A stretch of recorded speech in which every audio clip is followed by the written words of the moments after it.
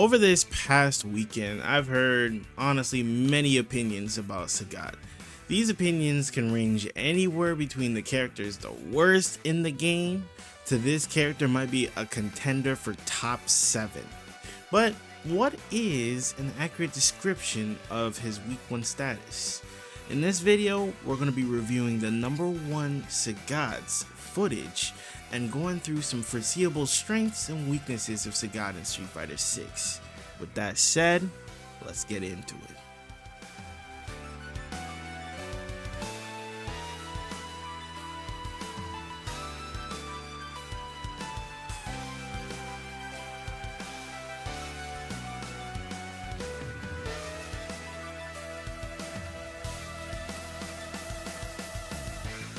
Alright, so if you are unaware of who the best Sagat is currently, that would be Punk. Now, one thing to note with this as a whole is that when looking at Sagat footage, we have to be a little bit of a grain of salt just because we're watching Punk. The Punk can make any character look good, you know what I mean? Like, he can make any character shine, really. So obviously one of his strongest tools is number 1 is the fact that you really can't walk out of his normals, right? Between some of his normals ignoring the whole rule with proximity guard being in this game, it's kind of gone.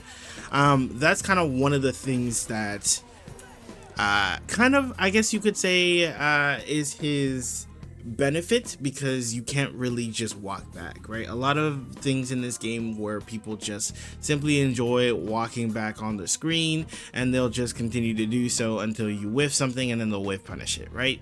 Because some of Sagat's normals and specials force proximity guard, meaning that you have to stand in place. Let me draw my little stick man. Meaning you have to stand in place. It makes it a lot harder for you to just simply walk back on it, right? Another one of the things that I noticed about this character, which I'll show in a second here, is the fact that when you're playing him, one of the things you want to strive for is burnout, right? A lot of his normals do quite a bit of drive gauge damage, and with the way his plus frames work, we notice that once he's in your face, he does have a very annoying plus on block move that would be his standing medium punch, and he can kind of use that to abuse. He can also decide to go for his tiger knee. Now tiger knee is kind of going to be a replacement for drive rush, just because the way his drive rush is situated, his drive rush isn't that fast, meaning that it's very easy to check. So with the tiger knee, it comes with a benefit and downside, similar to like burn knuckle on Terry. If the screen shakes, he's plus, so he can force the situation where he's plus, and kind of skip the neutral using this option. It can lose to DI, and it can be DP'd. A lot of D's in this game, huh? So it does lose to these options. So throwing it out all the time obviously will not be your best option, but it is a replacement for drive rush just because it's not the most viable of options, right? And even in this case, if he was able to make himself safe, however, making yourself safe does not necessarily mean that it makes you plus, obviously. So obviously, Punk, being the character that he is, just has the ability to whiff punish really, really well. Gets the whiff punish here. Now, this is one thing that Street Fighter has honestly been trying to do since Elena, and I've noticed this, is where, honestly, even before Elena, since Mai, is where they want to use EX moves instead of just drive rush cancels, right? So we'll see the same thing with Mai, where Mai, yes, you can drive rush your normals, right? Drive rush cancel your normals to get damage, but the majority of your damage is going to go from like you're standing heavy punch into EX Rienbu, or for Elena, you want to use your EX roll to really get that damage going, right? Same thing with Sagat here. if you can catch him lacking in a way where you can use the EX Tiger Nexus, you can get a lot of damage out without you breaking the bank per se. Now, granted, I'm fairly certain this route is going to end up taking 3 anyway. However, you can definitely scale your combos to only use the 2. I actually wanted to talk about this as well. Where essentially what we use is we use Tiger Knee once again Tiger Knee as in placement of Drive Rush, because normally when you knock down your opponent you Drive Rush at them, right, to get your Oki. In this case we're using the knee to circumvent that and get in his face. Because we're using light knee in order to get in his face, we are able to still keep our plus frames. And from there, we can kind of party time on him, whether we want to go for plus frame throw, plus frame into another normal. And when your opponent starts blocking all of these plus frames, that's when the drive gauge starts to hurt a lot more. You see where the concept starts to come in. So in this sequence here where he actually manages to win, it's just pelting the opponent with plus frames. So drive rush, overhead, plus.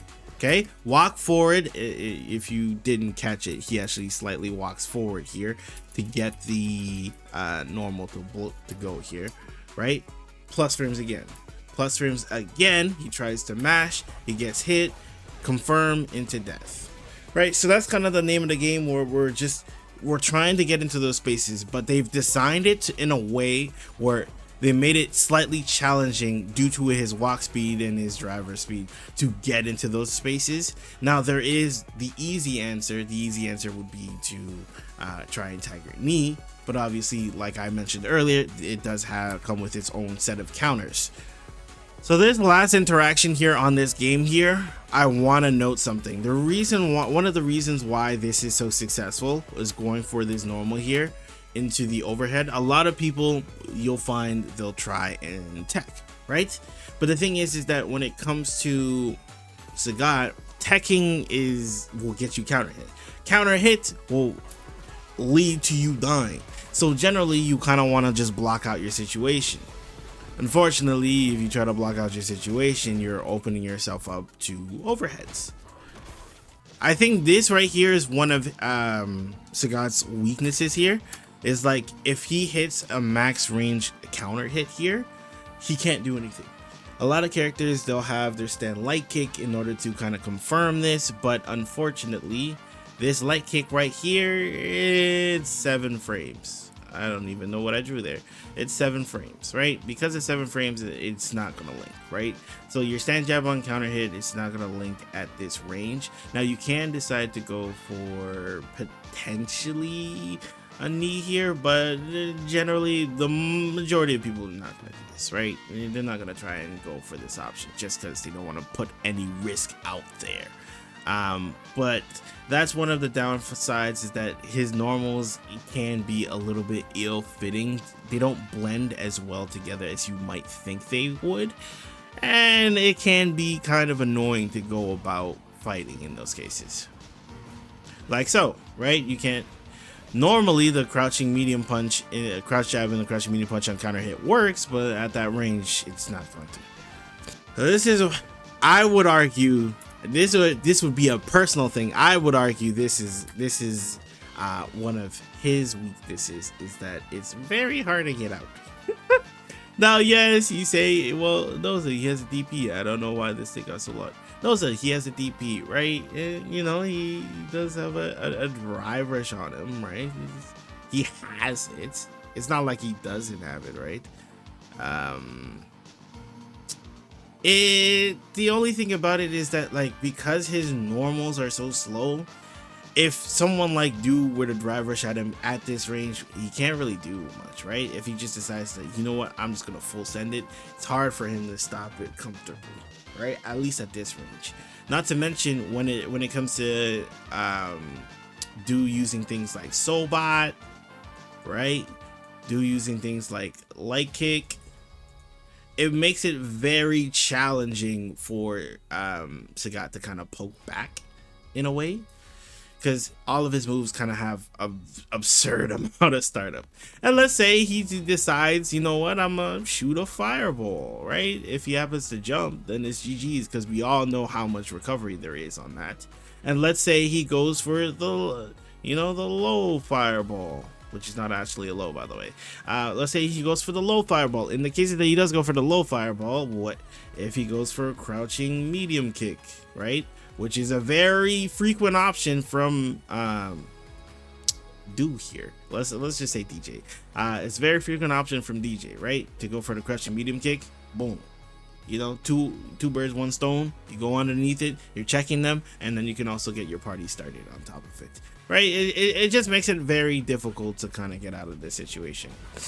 Now, granted, he went for something cheeky, tested Punk's anti-airs, found out.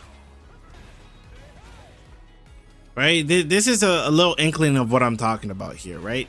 He's kind of getting bullied in the corner. It's I wouldn't say it's very easy, but generally this character will struggle in this regard. Also, when it comes to Tiger Nexus, if you think it's going to be anything like Jinrai, it is not. Okay? It is not. Depending on how you look at it, to be fair, Jinrai's current state might be better than that, but you know.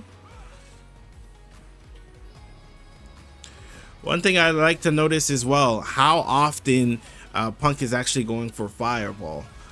Just because of the way they designed Fireball, it makes it very hard for Sagat to use it frequently. You would think it's something that you would want to use based on previous iterations. However, it is not looking, you know, the greatest in that regard. So he's kind of playing this as if he does not have a Fireball at all. Very rarely using that Fireball.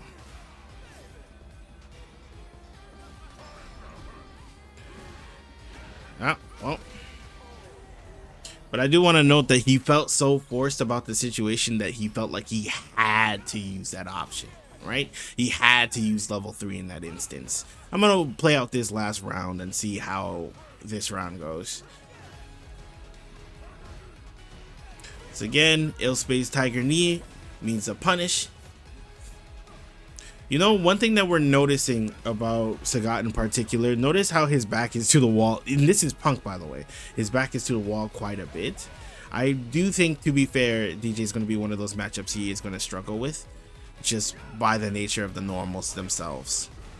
Overall, I think that Sagat is a solid character. Is he going to be in that top tier range as he stands right now? Probably not. Maybe something will develop, but I think due to the way his normals work and the way he kind of doesn't play the Street Fighter 6.exe, you know what I mean?